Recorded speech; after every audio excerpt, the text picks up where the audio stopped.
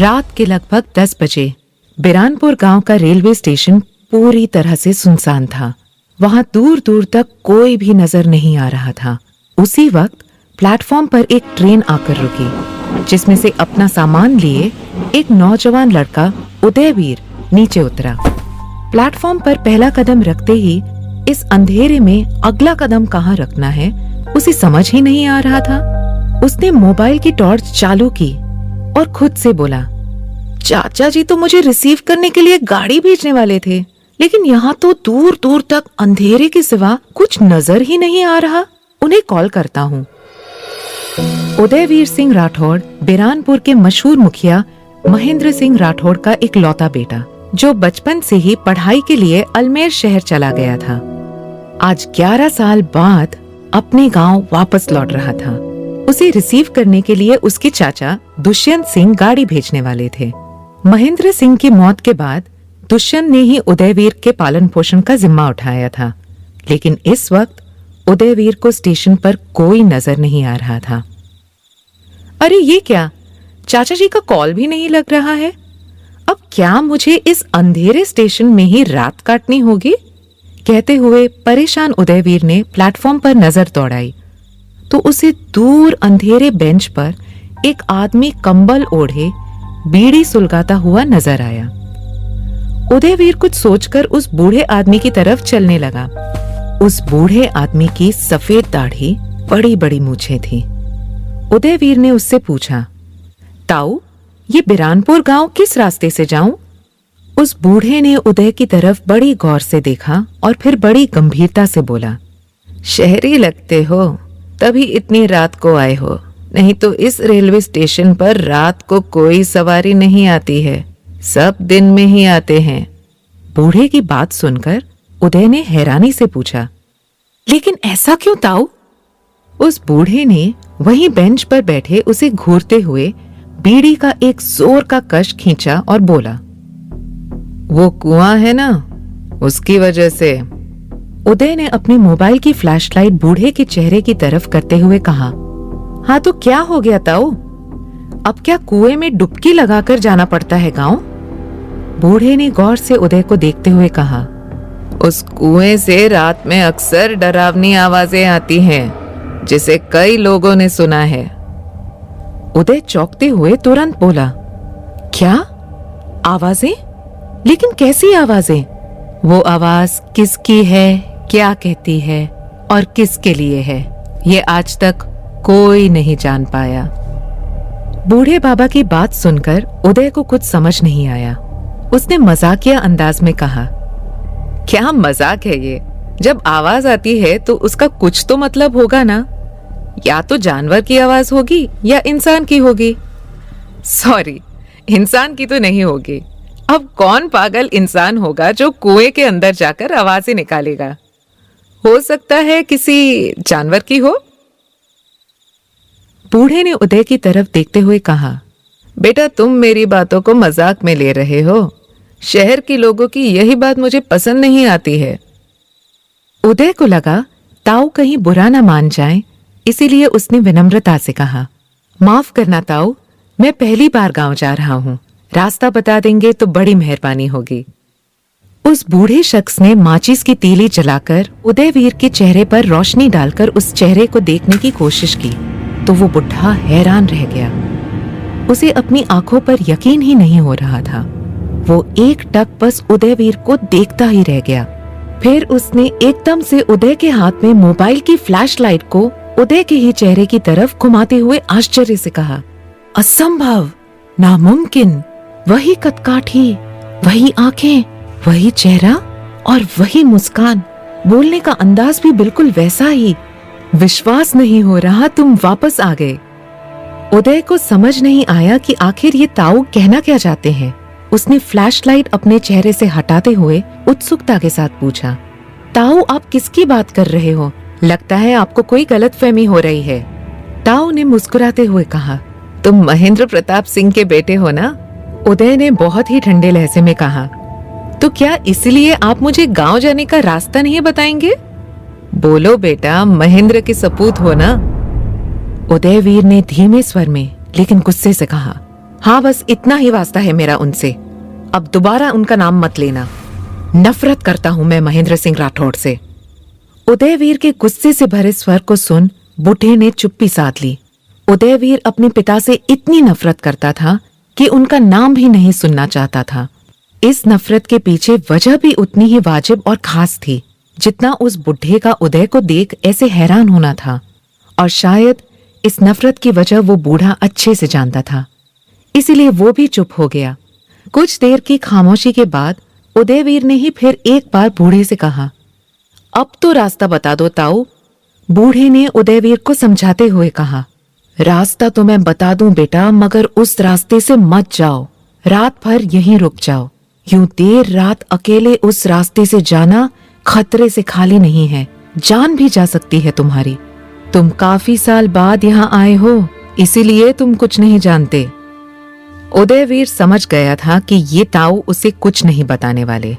वो स्टेशन से बाहर जाने के लिए आगे बढ़ा। तभी उस बूढ़े ने उदय को रोकते हुए कहा, मत जाओ। वो कुआं है उस रास्ते पर जिससे आवाजें आती हैं, और उसी की वजह से रात होते ही गांव का ये रेलवे स्टेशन वाला इलाका पूरी तरह से सुनसान हो जाता है। उदय ने पलटकर पूछा, आखिर इस कुएं का क्या चक्कर है? अगर पता ही नहीं है कि आवाज कैसी और किसकी है तो डरना कैसा? उस बूढ़े ताऊ ने बड़े ही गंभीरता से कहा, पहले पूरी बात सुन लो। इस रास्ते पर जो कुआं पड़ता है वहां भूत प्रेत रहते हैं। अभी तो बताया मैंने, अजीब अजीब आवाजें आती हैं। कहते हैं ये आवाजें हैं भूतों के आपस में बातें करने की। भूत प्रेत की कहानी गांव में सुनाई देना कोई अचरज की बात नहीं थी। उदयवीर उस बुढ़े का मखौल उड़ाते हुए बोला, अच्छा, अगर भूत बात करता है तो कुछ तो कहता होगा। क्या कहता है वो भूत? आपने सुना है क्या? उस बुढ़े ने लंबी सांस भरकर कहा, हाँ, मैं अकेला नहीं हूँ जिसने उन आवाजों को सुना है, लेकिन वो भूत क्या कहना चाहता है कोई नहीं समझ पाता। गांव के एक सिद्ध पुरुष तपस्वी बाबा ने बताया था, उस भूत की बात कोई खास इंसान ही समझ पाएगा, कोई बेहद खास, उस भूत से वास्ता रखने वाला कोई। इसीलिए कहता हूँ मत जाओ इस रास्ते से, क्योंकि शायद तुम्हारा वास्ता। बूढ़े ने अपनी बात जुबान पर ही रोक ली। उदयवीर ने असमंजस में पूछा, मेरा वास्ता क्या? बोलो ताऊ, मेरा वास्ता क्या? बूढ़ा इस सवाल पर चुप रहा, लेकिन उदयवीर के बहुत जोर देने पर बूढ़े ने मुंह खोला ही था कि तभी अचानक एक कार की लाइट उन पर आ पड़ी। इससे पहले कि वो बुढ़ा कुछ कहता, उदयवीर ने कार की तरफ देख मुस्कुराकर कहा, लगता है चाचा जी मुझे रिसीव करने आ गए। चलो बढ़िया है।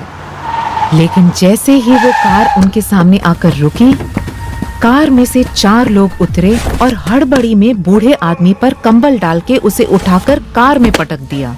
इससे पहले कि उदयवीर कुछ समझ पाता, उन लोगों ने उदयवीर पर हमला कर दिया। एक आदमी ने उदयवीर के सिर पर डंडा दे मारा। हमले से बचने की कोशिश में उदयवीर लड़खड़ाकर गिर पड़ा।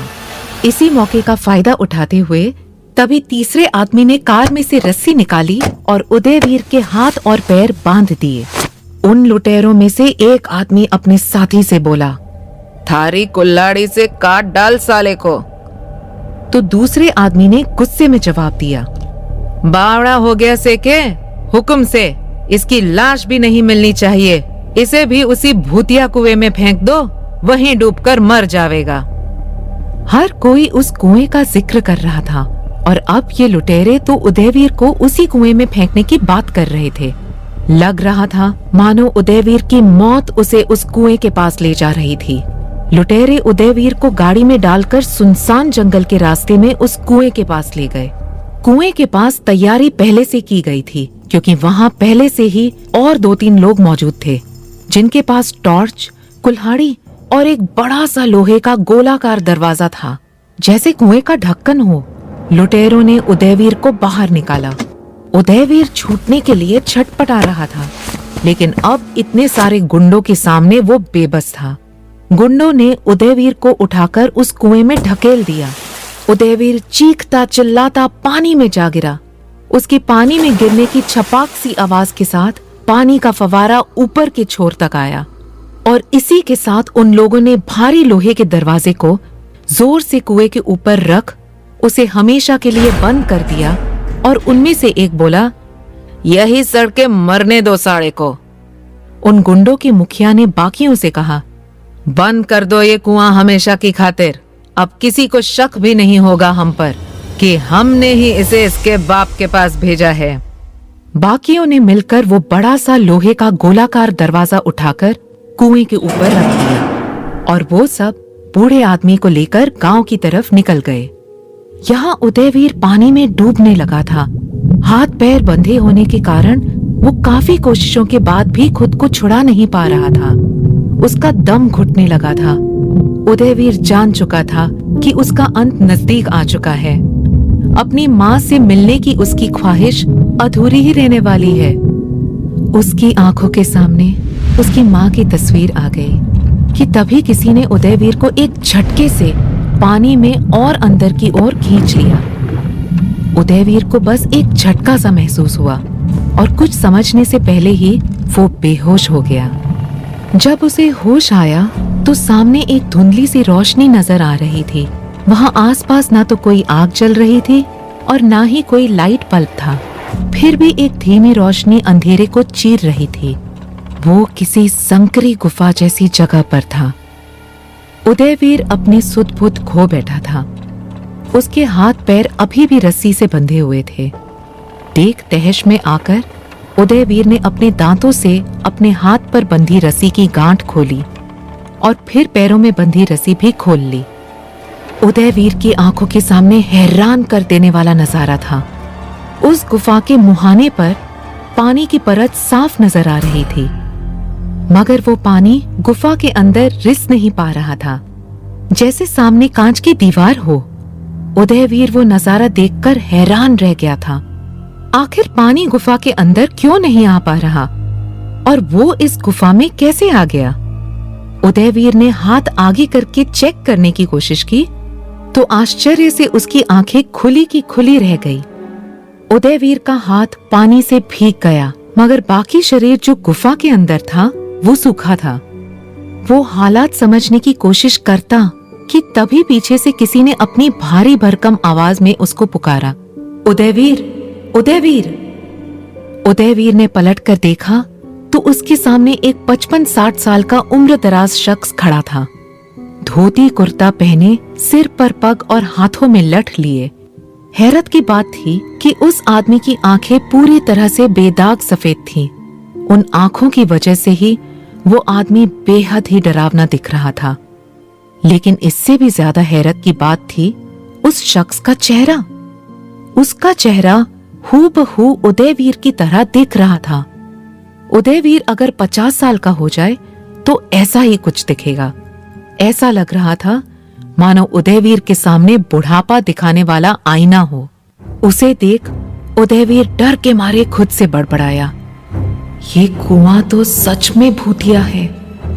कि तभी वो सफेद आंखों वाला बुजुर्ग बोला, डरो मत, तुम्हें कुछ नहीं होगा, तुम मेरे लिए बेहद ही खास हो।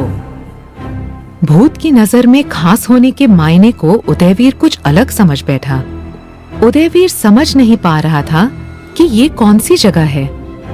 जगह थी काफी डरावनी और ऊपर से ये आदमी खास शख्स होने की बात कर रहा था। वो कोई आदमी था या सच में भूत? लेकिन राज से पर्दा उठाते हुए वो सफेद आंखों वाला बोला, उदयवीर, तुम्हें मुझसे डरने की जरूरत नहीं है। मैं हूं महेंद्र सिंह राठौड़। अपने पिता का नाम सुनकर उदयवीर के मन में खौफ की जगह गुस्से ने ले ली।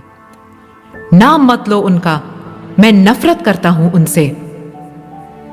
उदयवीर का ये अंदाज देख वो सफेद आंखों वाला भी एक पल के लिए सक पका गया, लेकिन फिर अपने आप को संभालते हुए धीमे स्वर में बोला, मेरी मौत के बाद भी मुझ पर से तुम्हारा गुस्सा कम नहीं हुआ? इसका मतलब था कि वो सच में महेंद्र सिंह राठौड़ की आत्मा थी। महेंद्र ने आगे कहा, तुम्हारा गुस्सा जायज है।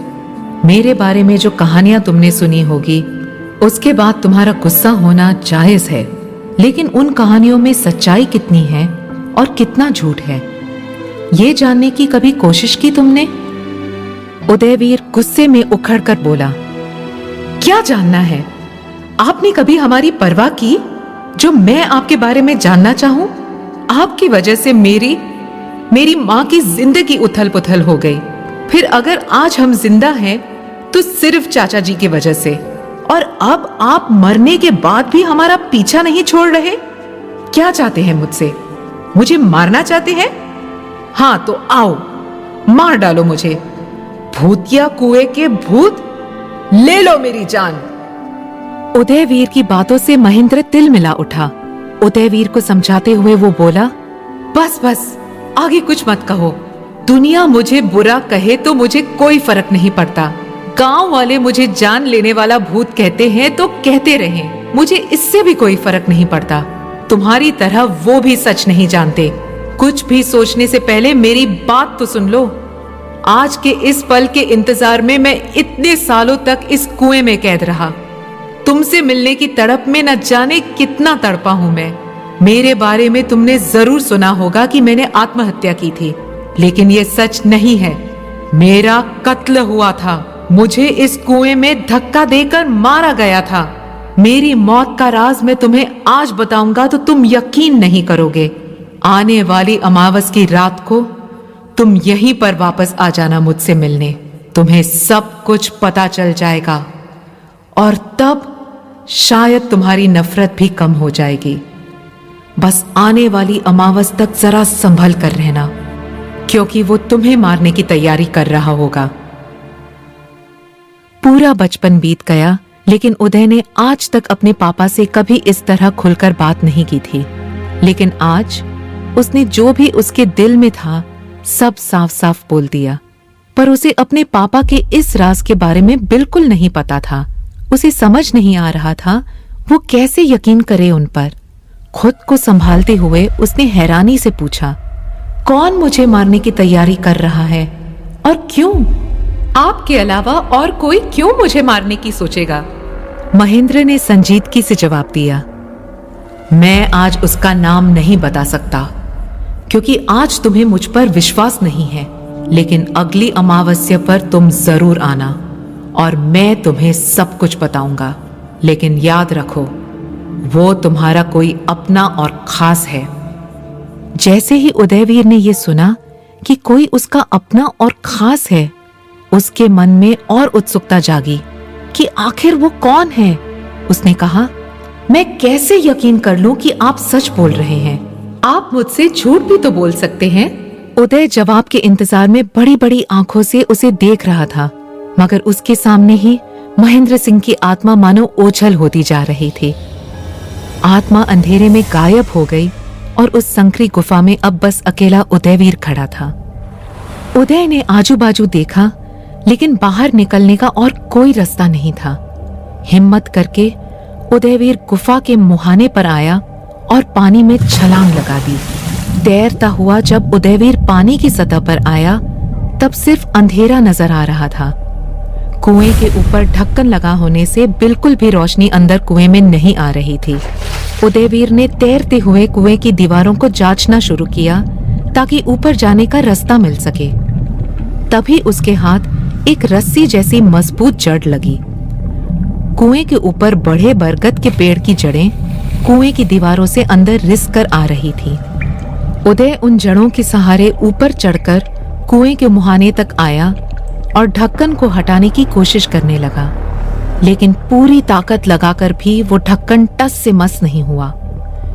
उदयवीर जोर जोर से ढक्कन थपथपाकर मदद के लिए चिल्लाने लगा, बचाओ बचाओ, कोई ये ढक्कन खोलो। उदयवीर पूरे जोर से चिल्ला रहा था, लेकिन कुएं के बाहर उसकी आवाज काफी धीमी पहुंच रही थी।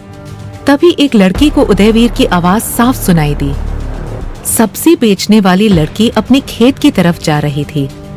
जब उसने ये आवाज सुनी तो उसे पहले तो लगा भूतिया आवाज होगी, लेकिन जब उसने बचाओ बचाओ सुना तो एकदम से उसके पैर रुक गए। उसे लगा वही वो खास लड़की है जिसे भूत की आवाज समझ में आई है। उसने तुरंत पत्थर लेकर कुएं के दरवाजे का ताला तोड़ा और उसे सरका दिया। उदयवीर झट से बाहर आ गया, जिसे देख वो लड़की एकदम से हैरान हो गई। उसे लगा ये भूत है जो कुएं से बाहर आ गया है। उदय ने कहा, मेरी जान बचाने के लिए बहुत बहुत शुक्रिया। उदयवीर के इतना कहते ही वो लड़की वहां से भागने लगी। उदयवीर ने एक पल के लिए उसके पीछे दौड़ना चाहा, लेकिन थकान की वजह से पहले ही उसकी सांसें फूलने लगी थीं। अजीब बात थी, उदयवीर की जान बचाने के बावजूद वो लड़की बिना कुछ कहे वहां से भाग गई। उदय उस लड़की की यह हरकत समझ ही नहीं पाया। वो कुछ देर तक वहीं बैठा रहा और फिर गांव की तरफ निकल पड़ा। जब उदयवीर गांव के पास पहुंचा तब उजाला होने लगा था।